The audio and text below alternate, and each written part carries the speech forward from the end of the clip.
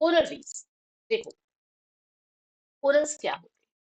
Corals देखो सी organisms हैं जो कि कैल्शियम कार्बोनेट सीक्रेट, सिंपल सी बात है, सी ऑर्गेनिजम्स हैं जो कि कैल्शियम कार्बोनेट सीक्रेट करते हैं और इनका जो आउटर शेल है वो कैल्शियम कार्बोनेट से ही बना हुआ होता है। They are the lime secreting sea organisms जो कि सिम्बायोसिस के अंदर रहते हैं, जो कि एक सिम्बायोटिक रिलेशन में रहते हैं जूजेंथली जो कि एल्गी है उसके साथ में। अब देखो आपको यहाँ पे जो ये फर्स्ट इमेज दिखाई दे रही है ये है कोरल पॉलियस, ये ज्यादा कोरल पॉलियस जो कि आपको व्हाइट कलर के दिखाई दे रहे हैं, थोड़े ट्रांसपेरेंट से दिख रहे हैं। इसका जो ये आउटर शेल है ना, ये जो आउटर शेल है ये बना हुआ है कैल्शियम कार्बोनेट का, क्योंकि ये कैल्शियम कार्बोनेट सीक्रेट करते हैं।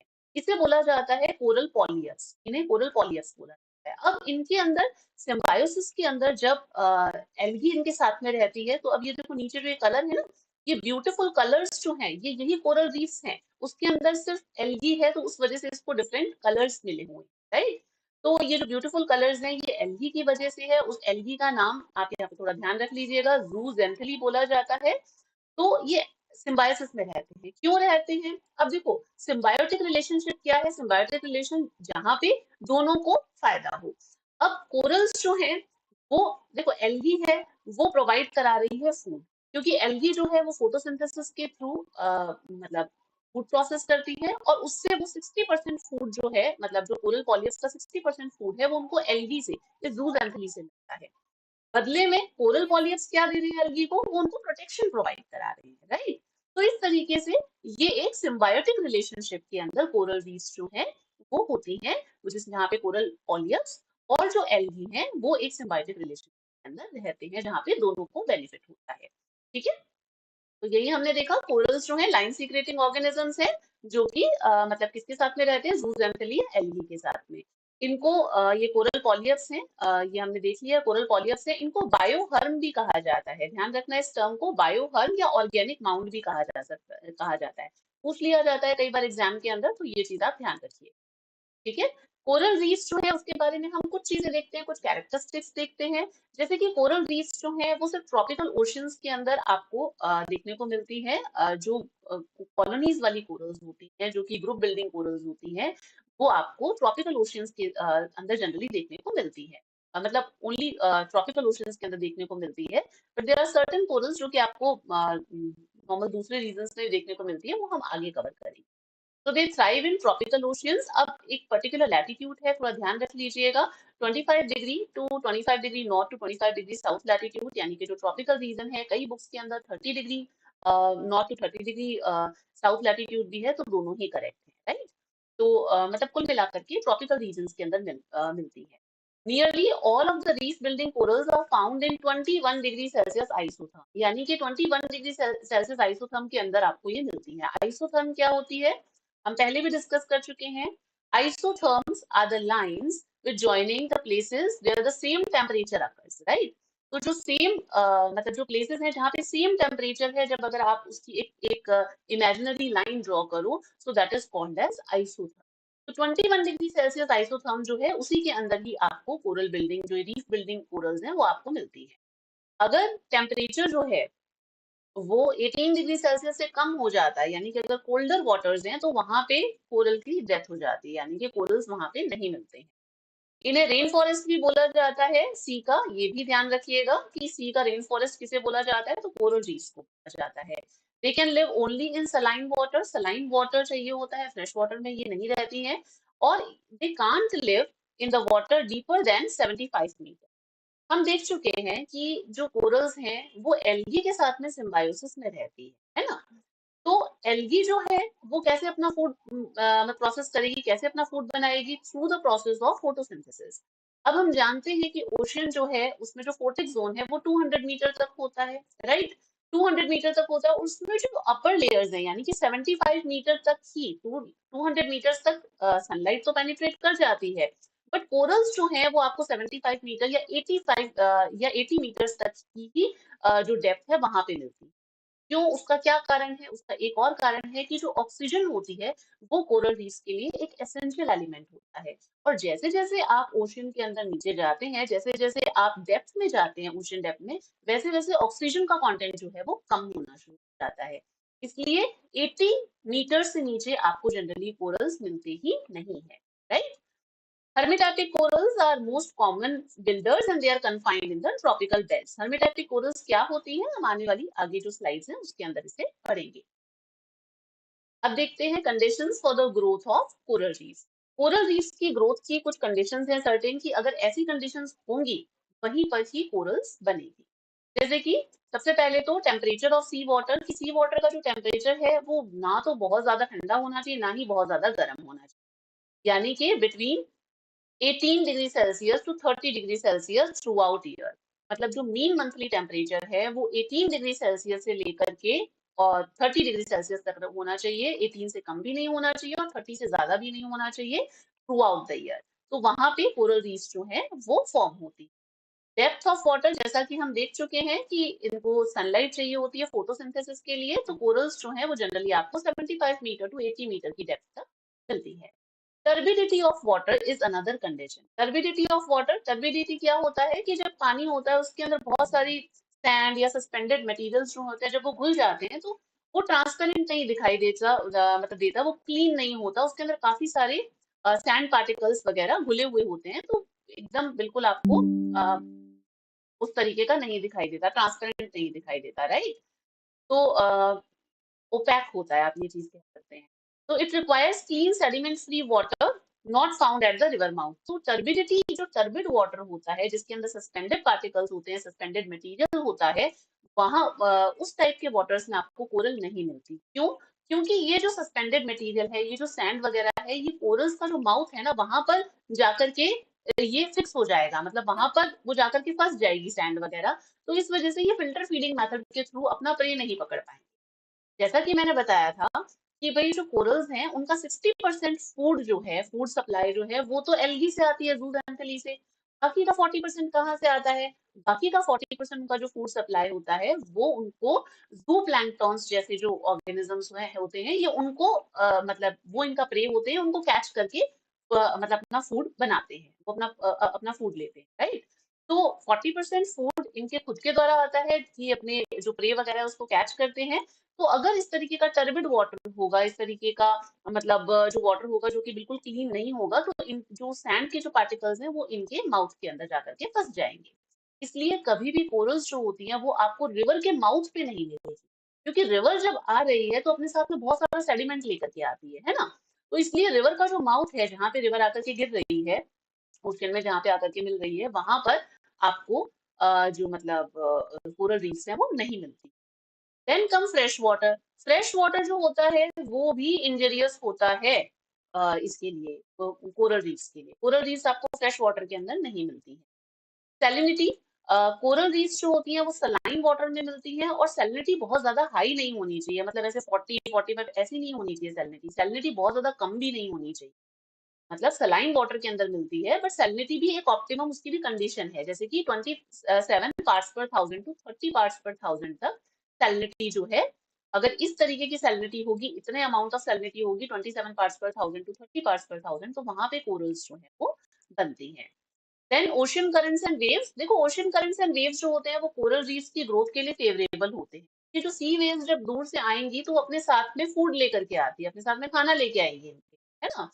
तो फूड लेकर के आएगी, तो इस वजह से ये सी वेव्स जो होती हैं वो या ओशन करंट्स होते हैं वो फेवरेबली वर्क करते हैं कोरल रीफ्स के लिए। Then come to submarine foundations, not submarine foundation not be more than 300 feet below sea level, right. जो सबमराइन फाउंडेशन है, submarine foundation is basically what, कि जो कोरल्स हैं उनको बनने के लिए, मतलब उनको एक प्लेटफॉर्म की जरूरत होती है, एक रॉक का सॉलिड प्लेटफॉर्म, एक कोई रॉक का एक बेस चाहिए होता है जिसके ऊपर वो फॉर्म हो सके, राइट। एक फर्म ग्राउंड चाहिए होता है, एक बेस चाहिए होता है कोरल रीफ्स को बनने के लिए। तो इसलिए कोरल रीफ्स जो है वो 300 फीट जो है जो बिलो सी लेवल उसके नीचे नहीं बनती है। मतलब जो सी लेवल है उसके 300 मीटर, सॉरी 300 मीटर नहीं, सॉरी 300 फीट तक ही कोरल रीफ फॉर्म होती है। और जैसे ही मतलब अगर सपोज कोई यहाँ पे एक रॉक का बेस है, वहां पे कोरल बननी शुरू हुई, धीरे धीरे वो इस 300 फीट से ऊपर आते आते तक सी लेवल तक पहुंच जाती है। ठीक है, क्लियर है यहाँ तक? Now categories of coral. अब हम कोरल की कैटेगरीज देखते हैं। हर्मिटैपिक कोरल्स होती है, ए हर्मिटैपिक। देखो दो टाइप की कोरल्स होती हैं, हर्मिटैपिक और ए हर्मिटैपिक। हर्मिटैपिक वो कोरल्स होती हैं जो कि ग्रुप के अंदर रहती हैं, जो कि कॉलोनीज बनाती हैं, और जनरली जो ट्रॉपिकल वाटर्स के अंदर जो आपको मतलब कोरल्स देखने को मिलती हैं वो हर्मिटैपिक यानी कि कॉलोनीज बिल्डर कोरल्स होती हैं, राइट। ये इन्हें कोलोनाइजर कोरल्स कोरल्स भी कहा जाता है। कोलोनाइजर कोरल्स बोला जाता है they lives in groups and build colonies. Tropical areas में जनरली आपको देखने को मिलती है। हर्मिटैपिक कोरल्स आपको ट्रॉपिकल वेस्टर्न पैसिफिक और इंडियन ओशियन के अंदर देखने को मिलती है। ये सिम्बायोटिक रिलेशनशिप में रहती है हर्मिटैपिक कोरल जूजेंथली के साथ में, जिसके बारे में अभी हमने सब चीजें देखी। और मोस्टली जो कोरल्स है वो आपको यही कोरल्स मिलती है। ये हर्मिटैपिक कोरल्स क्या होती हैं? ये आइसोलेटेड कोरल्स, मतलब ये आपको कहीं पे भी मिल जाएंगी। ये ऐसा कोई कन्फाइन नहीं है कि ये एक मतलब कहते हैं ना कि सिर्फ ट्रॉपिकल रीजन में ही मिलेंगी, ये आपको टेम्परेट रीजन के अंदर भी मिल जाएंगी। ऐसा नहीं है कि ये सिर्फ वार्म वाटर्स में ही मिलेंगी, आपको कोल्ड वाटर्स में भी मिल जाएंगी। So they are the isolated corals, और ये कॉलोनीज नहीं बनाती। ठीक है, ये आपको अक्रॉस द ग्लोब कहीं पे भी मिल सकती है। They do not live in groups, rather they live in isolation, and they do not build colonies, not confined to a particular locations and found throughout the world। ये shallow से deep water में भी मिल जाती हैं और warm to cold water में भी मिल जाती है। ठीक है, तो कोरल्स को लेकर के अगर कोई एब्सोल्यूट स्टेटमेंट आता है तो आप देख सकते हैं कि ये हर्मिटाइपिक कोरल्स है वो डीप वाटर में भी मिल जाती है। एब्सोल्यूट स्टेटमेंट जहां पर भी आए आप उसे काउंटर कर सकते। Now come two types of coral reefs. अब हम कोरल रीफ्स के टाइप्स देखते हैं। Fringing reef. फ्रिंजिंग रीफ क्या होती है? सबसे पहले तो देखो यहाँ पे हम सीधा चलते हैं। ये देखो, this one is fringing reef. अब ये जो फ्रिंजिंग रीफ है, या फिर आपको इस डायग्राम में, इस मैप में जो आपको दिख रही है इमेज में फ्रिंजिंग रीफ, ये जैसे आइलैंड है ना, कोई कॉन्टिनेंटल आइलैंड हो गया, आइलैंड है, तो अब ये जैसे आइलैंड है तो इसके आपको कोस्ट के अराउंड लगी हुई इस तरीके से रीफ्स मिलती है। ये कोस्ट से अटैच होती हैं, बट कई बार इनके बीच में कोस्ट हो गया और जो मतलब जो कॉन्टिनेंटल कोस्ट है वो, और जो फ्रिंजिंग रीफ्स है उनके बीच में कई बार एक नैरो सा चैनल भी होता है, कई बार बीच में स्पेस भी होता है, जैसा कि आप यहाँ पे देख रहे हो नैरो सा चैनल भी होता है।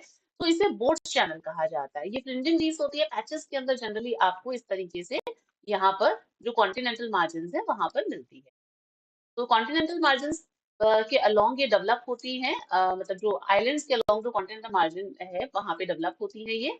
Usually attach to coral lands, but sometime there is a gap between them and land. कई बार एक गैप होता है, इस गैप को, यहाँ पे ही लगून फॉर्म होता है फ्रिंजिंग रीफ और लैंड के बीच में, इस लगून को बोला जाता है boat channel. So do remember boat channel, this is very important for exam perspective.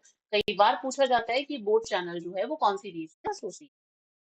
Reefs जो हैं ये लॉन्ग और नैरो होती हैं विड्थ, और इस टाइप की रीफ्स आपको सको आइलैंड, साउदर्न फ्लोरिडा और सोसाइटी आइलैंड के अंदर देखने को मिलती है। Now come to the most important barrier reef. ये बहुत बड़ी, एक्सटेंसिव और लार्जेस्ट रीफ। बैरियर रीफ का नाम आते ही सबसे पहले दिमाग में कौन सी इमेज आती है? The Great barrier Reef off the east coast of the, जो ऑस्ट्रेलिया है उसके ईस्ट कोस्ट जो है उसके पास में आपको देखने को मिलती है, जो कि वर्ल्ड का सबसे बड़ा, सबसे लार्जेस्ट कोरल रीफ सिस्टम है। हम यहाँ पे इस मैप में देखें, ये है great barrier reef, right, great barrier reef. ये आपको, ये क्वींसलैंड है उसके पास में, ये कौन सा कोस्ट हो गया? ये ऑस्ट्रेलिया का ईस्ट कोस्ट हो गया। So Queensland, Queensland of the east coast of Australia, वहां पे आपको ग्रेट बैरियर रीफ। बहुत एक्सटेंसिव सिस्टम है ये कोरल्स का। लगभग 2000 किलोमीटर तक ये फैली हुई हैं, लगभग 150 किलोमीटर की इनकी विड्थ है। So they are very extensive, right. तो ये कोरल्स आपको यहाँ मिलती है। ये है बैरियर रीफ, यहाँ पे दिखा रखा है, this one is barrier reef. ये है बैरियर, बिल्कुल ऐसे पैरेलल है। तो लार्जेस्ट कोरल रीफ्स हैं off the coastal platforms, but parallel to them, बिल्कुल कोस्ट है उसके बिल्कुल पैरेलल आपको ये देखने को मिलती है।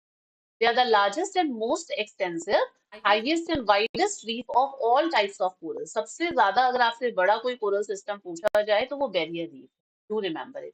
और अगर पूछा जाए कि कौन सी रीफ जो है जो कि पैरेलल होती है कोस्टल प्लेटफॉर्म्स के, so they are the barrier reef. इनका एवरेज स्लोप जो है वो 45 डिग्री होता है, और ये बहुत एक्सटेंसिव, मतलब यहाँ पे भी एक शैलो लगून बनता है कोस्टल लैंड और बैरियर रीफ के बीच में, बट ये लगून काफी शैलो होता है। अगर हम ग्रेट बैरियर रीफ की बात करें, great barrier reef is very important. Great barrier reef को लेकर के जनरली पूछा जाता है कि ये कौन से ऑस्ट्रेलिया के कौन से कोस्ट पे है, तो डू रिमेम्बर नॉर्थ ईस्ट जो कोस्ट है, क्वींसलैंड जहाँ पे पड़ता है, वहां पे ऑस्ट्रेलिया के उधर की तरफ ये पाई जाती है, तो ये आपको मिलती है। और इसकी लेंथ जो है, कई बार लेंथ पूछी गई है एग्जाम के अंदर, तो 1200 माइल्स या फिर आप 200 किलोमीटर्स बोल दो, लगभग उतना, एंड 150 किलोमीटर वाइड होती है। ठीक है, so this is about barrier. Now come to atolls. Atolls क्या होते हैं? देखो यहाँ पे जैसे आप इस डायग्राम में देख रहे हो, जैसे कोई एक वॉल्केनिक आइलैंड है, right, this is a volcanic island, volcano erupt हुआ। अब उसके बाद में क्या हुआ कि अब वहां से मतलब अब वो एक वॉल्केनिक पीस ऑफ एक आइलैंड बच गया है। अब उसके साइड में क्या हो रहा है, यहाँ पे देखो ये कोरल्स का डिपॉजिट होना शुरू हो रहा है, यहाँ पर फ्रिंजिंग रीफ पहले डिपॉजिट होनी शुरू होगी। धीरे धीरे क्या होगा कि ये जो वॉल्केनिक आइलैंड है, ये सबसाइड करना शुरू कर देगा, ये नीचे की तरफ धंसता जाएगा, है ना। इरोजन प्रोसेस और बहुत सारी चीजें होती है जिसकी वजह से नीचे से ये subside, over a period of time ये धीरे धीरे सबसाइड करना शुरू कर जाएगा। जैसे जैसे सबसाइड करेगा, फिर क्या होगा कि बीच में यहाँ पे ये देखो, अब आपको ये दिख रहा है कि ये आइलैंड तो बिल्कुल अंदर रह गया है, और ये इस तरीके से ये पूरा एक रिंग सी बची हुई रह गई है, जो कि इसके चारों ओर बना था, तो इसलिए एक रिंग से ये पूरा मतलब एक मैसिव कोरल्स का सिस्टम बन चुका है, तो इसे बोला जाता है अटोल। अटोल्स क्या होते हैं? एक they are the ring of a narrow growing corals of horseshoe shape, they are the ring of narrow growing corals of horseshoe shape and crowned with the palm trees। ये देखो यहाँ पर, ये हो गया अटोल्स, ये हमने बैरियर रीफ देखी थी, and then this is the atolls. अब आपको यहाँ पे दिख रहा है कि नीचे ये जो आइलैंड है वो नीचे आ गया, अब ये इसके चारों तरफ एक सर्कुलर शेप के अंदर इस तरीके से और यहाँ पे इसके ऊपर पाम ट्रीज भी लगे हुए हैं। ठीक है, ये एक और इसकी इमेज है जिससे आपको ज्यादा अच्छी तरीके से समझ में आ जाएगा। दीज आर द अटोल्स, ये अटोल है। अब आपको दिख रहा है यहाँ पे कि बीच में पहले यहाँ पे कभी कोई आइलैंड हुआ करता था, अब वो नीचे चला गया, तो सिर्फ आपको ये कोरल्स की एक रिंग सी आपको दिखाई दे रही है, तो दिस इज अटोल। ये आपकी फ्रिंजिंग रीफ हो गई, and this is the barrier reef, right. और छोटे छोटे पैचेस के रूप में होता है, तो there is a patch reef also, खैर वो बहुत डेप्थ में चला जाएगा, यहाँ तक हमारे काम का है। Generally found around an island, एक आइलैंड के अराउंड ही फॉर्म होती है, और middle of the coral lagoon जो होता है in the middle of the coral ring. अब इसके मिडल में लगून होगा। जनरली हमने जो बाकी दो रीफ्स देखी थी उसमें क्या था, लगून जो था वो कोस्टल जो आइलैंड है वो, और जो आपकी जो बैरियर रीफ है या फिर जो फ्रिंज रीफ है उसके बीच में एक लगून बन रहा था। यहाँ पे क्या है, बिल्कुल मिडल के अंदर लगून बना हुआ है, उसके साइड में कोरल की रिंग बनी हुई। ये जो लगून है इसकी डेप्थ 240 टू 420 मीटर्स होती है। अब इस अटोल के भी डिफरेंट टाइप्स होते हैं, ट्रू अटोल हो गया, आइलैंड अटोल, और कोरल अटोल, कोरल आइलैंड्स करके अटोल होते हैं। पुनाफाती अटोल जो है एलिस आइलैंड का, ये काफी फेमस है। इसके अलावा अटोल्स आपको एंटली सी में देखने को मिलते हैं, रेड सी में देखने को मिलते हैं, China sea, Australian sea and Indonesian sea के अंदर अटोल्स देखने को मिलते हैं। Now come to coral bleaching. Coral bleaching क्या होती है? देखो, कोरल्स हमने देखा कि ये सिम्बायोटिक रिलेशनशिप में रहते हैं, कोरल पॉलियप्स जो है एल्गी के साथ में। अब हम यहाँ पे देख रहे हैं कि जैसे ये आपको दिख रहा है यहाँ पे ग्रीन ग्रीन से डॉट, ये एल्गी, जब इसके अंदर ये कोरल पॉलियप्स है और इसके अराउंड ये एल्गी है, ठीक है ना। इसका जो आउटर स्केलेटन है जो कि कैल्शियम कार्बोनेट का बना होता है, उसी के अंदर ही ये एल्गी जो है जाकर के रहती है। तो अब यहाँ पे जब तक इसके अंदर ये एल्गी है, ये एक हेल्दी कोरल सिस्टम है। तब आपको यहाँ पे कलर दिख रहा है इसका, ये इस तरीके से कलर है। धीरे धीरे अब बिकॉज ऑफ द ओशियन, जो मतलब कहते हैं ना ग्लोबल वार्मिंग की वजह से, अगर ओशियन वाटर जो है वो वार्म ज्यादा होने लग जाए एक ऑप्टिमम टेम्परेचर से, जितना कि कोरल को रिक्वायर्ड होता है ना, या फिर सैलिनिटी बहुत ज्यादा बढ़ने लग जाए, तो धीरे धीरे कोरल्स क्या हो जाती हैं, वो मतलब जो कोरल्स हैं, जो कोरल पॉलियप्स हैं, उनमें से जो एल्गी है वो निकलना शुरू हो जाते हैं। जैसा कि यहाँ पे दिखाई दे रहा है, इसके अंदर स्ट्रेस्ड कोरल है, तो इसमें काफी सारे एल्गी यहाँ पे जो डॉट डॉट्स में बाहर निकले हुए निकल गए हैं, तो इसका कलर जो है वो यहाँ पे लाइट कलर का हो गया है। अब उसके बाद में ब्लीच कोरल क्या होती है, जब बिल्कुल कोरल पॉलियप्स जो है उससे जो एल्गी है वो अपना सिम्बायोटिक रिलेशन खत्म कर लेते हैं, एल्गी बिल्कुल हट जाते हैं उसमें से और बिल्कुल खत्म कर लेते हैं, तो ये व्हाइट कलर का आपको, स्नो व्हाइट से कलर की आपको ये कोरल पॉलियप्स दिखाई देने लग जाते हैं, जिसे बोला जाता है कोरल ब्लीचिंग। अब ये देखो, ये दिख रहे हैं आपको व्हाइट कलर की, कहाँ कहाँ हमने पहले वाली जो इमेज देखी थी जिसमें बहुत ज्यादा ब्यूटीफुल कलर्स थे, वो कलर्स सारे एल्गी की वजह से थे। विदाउट कलर्स ये इस तरीके से दिखाई देती है, तो ये इसे कोरल ब्लीचिंग कहा जाता है। ब्लीचिंग में ध्यान रखना कि कोरल्स जो है वो मरते नहीं है, राइट। ब्लीचिंग का मतलब ये नहीं है कि कोरल की डेथ हो गई है या कोरल डाई आउट हो गए हैं, बिकॉज हमने देखा था कि कोरल्स का 40% फूड तो वो खुद ही मतलब कि बनाते हैं ना, मतलब खुद ही पकड़ते हैं अपने प्रे जो जू प्लैंक्टॉन्स वगैरह से हैं। बट अगर कोरल ब्लीचिंग बहुत लंबे समय तक रहती है, अगर प्रोलॉन्ग्ड कोरल ब्लीचिंग होती है, तब फिर बिकॉज ऑफ द स्टारवेशन, क्योंकि फूड की कमी होने की वजह से, क्योंकि 60% इनका फूड एल्गी से आ रहा था, राइट, तो उसकी कमी होने की वजह से ये मर जाते हैं, इवेंचुअली मरते हैं, राइट। ऐसा नहीं है कि एकदम से कोरल ब्लीचिंग हुई और कोरल्स की डेथ हो गई, ऐसा नहीं हुआ, है ना। तो ये देखो कोरल ब्लीचिंग क्या होती है। कोरल ब्लीचिंग बेसिकली एक प्रोसेस है जिसके अंदर loss of different colours from coral organisms turn them into white.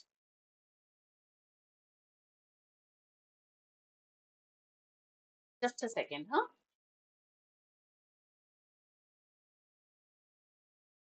तो ये चीज हमने देखी that it is a process which cause loss of different colours, जिसमें से डिफरेंट कलर्स का लॉस होना शुरू हो गया कोरल ऑर्गेनिजम्स में, और वो बिल्कुल व्हाइट कलर के हो गए, तो उसे हम कोरल ब्लीचिंग कहते हैं। The bleached coral organism lose their food supplies due to removal of their symbiotic partner zooxanthellae algae. ये हमने बात की कि उनकी फूड सप्लाई जो है उसका उनको लॉस होना शुरू हो जाता है from their bodies, and ultimately they die of starvation. ये स्टारवेशन की वजह से, यानी कि भूख की वजह से, ये इनको प्रॉपर फूड सप्लाई नहीं मिल पाती, उस वजह से ये मर जाती हैं। तो ये बेसिकली एक डिजीज है कोरल, राइट। ये चीज आप ध्यान रखिएगा। फर्स्ट टाइम कोरल ब्लीचिंग को आइडेंटिफाई किया गया था पैसिफिक ओशन में 1983 के अंदर। What are the causes of coral bleaching. Coral bleaching के कॉजेज क्या होते हैं। देखो ग्लोबल वार्मिंग जो है जिसके बारे में हमने बात की, वो सबसे बड़ा कारण है कोरल ब्लीचिंग का। Global warming is a big reason of coral bleaching. Then उसके बाद में अल नीनो, साउदर्न ऑसिलेशन, क्योंकि अल नीनो हमने देखा था that is a warm current, है ना। तो हमने वार्म जो वार्म करंट है वो चीज होता है, तो उसकी वजह से भी कोरल ब्लीचिंग का एक कारण है। दैट इज ऑल्सो कुछ डिजीज आउटब्रेक हो जाती है, जैसे कि ब्लैक बन डिजीज हो गई, येलो बैंड डिजीज हो गई, व्हाइट पॉक्स, पैची नेक्रोसिस। तो इस तरीके की कुछ डिजीज की वजह से भी कोरल ब्लीचिंग हो जाती है। कुछ लोकल फैक्टर्स भी होते हैं। लोकल फैक्टर्स क्या है, जैसे पोल्यूशन हो गया। अब कोई इंडस्ट्रियल जो एफ्लुएंस है उसकी वजह से ऑयल्स वगैरह जो होते हैं ना, कई बार टैंकर्स वगैरह में से ऑयल स्पिलेज हो जाता है, तो उसकी वजह से भी कोरल्स जो है वो मतलब कोरल्स जो होते हैं, जो उसमें से एल्गी होते हैं, वो कोरल्स को छोड़ देते हैं, यानी कि ब्लीचिंग हो जाती है। अर्बन सीवेज की वजह से, ऑयल स्लिप्स हमने देख ली, डिस्ट्रक्टिव फिशिंग प्रैक्टिस की वजह से और कोरल माइनिंग की वजह से भी कोरल ब्लीचिंग होती है। कोरल माइनिंग यानी कि कोरल्स को निकालना, ठीक है ना, उनको हम कई बार होता है ऑर्नामेंटल पर्पस के लिए, उन सब चीजों के लिए फिर उसको सेल किया जाता है, तो वो भी होता है। और उसके अलावा भी कोरल माइनिंग आजकल और भी बहुत चीजों के लिए होती है, फार्मास्यूटिकल यूजेस होते हैं, बहुत सारी चीजें, राइट। और डिस्ट्रक्टिव फिशिंग प्रैक्टिस जो है उसकी वजह से भी कोरल ब्लीचिंग हो जाती है। Now come to distribution of coral reefs. देखो 55% वर्ल्ड की जो कोरल्स हैं वो आपको पैसिफिक ओशन, जबकि 30% कोरल रीफ्स जो है वो आपको इंडियन ओशन में मिलती है। तो विच मीन्स पैसिफिक ओशन और इंडियन ओशन जो है वहां पर ही मेनली आपको कोरल रीफ्स मिलती है। अब ये रेड डॉट से जो बता रखा है वो सारा एरिया जो है वो, इसके अंदर जो रेड डॉट से बता रखा है वो सारा एरिया कोरल्स का है। तो यानी कि एक तो ये यहाँ पे आपको कोरल्स मिल गई, ठीक है, ट्रॉपिकल ओशन तो इधर ही मिलेगी, ये एक बहुत बड़ा मेजर पोर्शन आ जाता है जहाँ पे आपको कोरल्स मिलती है, राइट। उसके अलावा कुछ कोरल्स हमने क्योंकि बात की थी कि कुछ आइसोलेटेड कोरल्स भी होती हैं, ए हर्मेटाइपिक कोरल्स, जो कि आपको यहाँ पे, जो आपको हायर लैटिट्यूड्स में भी रेड सी वगैरह के अंदर जो बहुत मतलब सलाइन वाटर है वहां पे भी देखने को मिल जाती है। तो यहाँ पे भी आपको कोरल्स जो है वो देखने को मिलते हैं। और ये मेडागास्कर के पास में यहाँ पे भी कोरल्स, कोरल्स इनफैक्ट अगर हम इंडिया की बात करें तो अंडमान निकोबार हो गया, लक्षद्वीप हो गया, वहां पे आपको बहुत सारे अटोल्स देखने को मिलते हैं। इनफैक्ट अगर आप थोड़ा और नीचे आओ तो जो ये मालदीव्स हो गया, मॉरिशस हो गया, यहाँ पे भी आपको कोरल्स, क्योंकि ये मतलब ये जो डेस्टिनेशन है वो ट्रेवल डेस्टिनेशन है, वो मतलब उसके लिए यूज किए जाते हैं, तो रिक्रिएशन वगैरह। और इन सब जगहों पर मतलब जो टूरिज्म है वो इंडस्ट्री डेवलप होती है, और वो इसी वजह से क्योंकि यहाँ पे लोग दूर दूर से आते हैं कोरल्स ये, और उसके अलावा भी बहुत। देखो theories of origin of coral reefs and atolls. Theories important है, आपसे नाम पूछा जाता है कौन सी थ्योरीज हैं, और ये कब बेसिकली आई थी और किसने दी। तो सबसाइडेंस थ्योरी जो है कोरल्स की, सबसाइडेंस थ्योरी ऑफ कोरल्स डार्विन ने दी थी 1837 में, और फिर उसके बाद में उसको मॉडिफाई किया गया था 1842 में। तो कई जगह पे अगर 1837 लिखा हुआ है वो भी सही है और 1842 लिखा हुआ है तो वो भी सही है ना। Subsidence theory of Darwin was given by subsidence theory जो है कोरल रीफ्स की, that was given by Darwin in 1837. उसके अलावा एक आती है stand still theory, antecedent platform theory भी बोलते हैं, जो कि रेन और मोरे ने दी थी 1880 के अंदर. Glacial control theory was given by Daly in 1915. 1915 में ग्लेशियल कंट्रोल थ्योरी दिल्ली ने दी थी. डेविस जो है उसने रिवाइज की थी सबसाइडेंस थ्योरी को, जो कि डार्विन ने दी थी. उसी थ्योरी को ही रिवाइज किया था डेविस ने 1914 टू 18 के अंदर, मतलब 1914 से 18 के बीच. तो ये थ्योरीज बहुत इंपॉर्टेंट है, याद रख लीजिएगा. नाम और प्रोपाउंडर आपको एटलीस्ट ये तो याद होना ही चाहिए कि सबसाइडेंस थ्योरी जो है वो डार्विन ने दी थी, और जो स्टैंड स्टिल थ्योरी हो गया, या फिर आपका जो एंटीसीडेंट प्लेटफॉर्म थ्योरी है वो रेन और मोरे ने दी थी. ग्लेशियल कंट्रोल थ्योरी दिल्ली ने दी थी.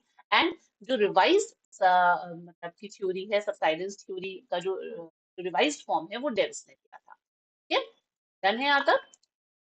So this is all about our video lecture. I hope you have learned something new from this video. अगर आपको ये वीडियो पसंद आया है तो प्लीज आप इसे जरूर लाइक कीजिएगा, अपने फ्रेंड्स से मैक्सिमम शेयर कीजिए. जहाँ पे आपको लगता है कि अगर वो किसी कंपटीशन एग्जाम की तैयारी कर रहे हैं जहाँ पर काम आ सकता है ये टॉपिक उनके लिए, then please share it with your friends.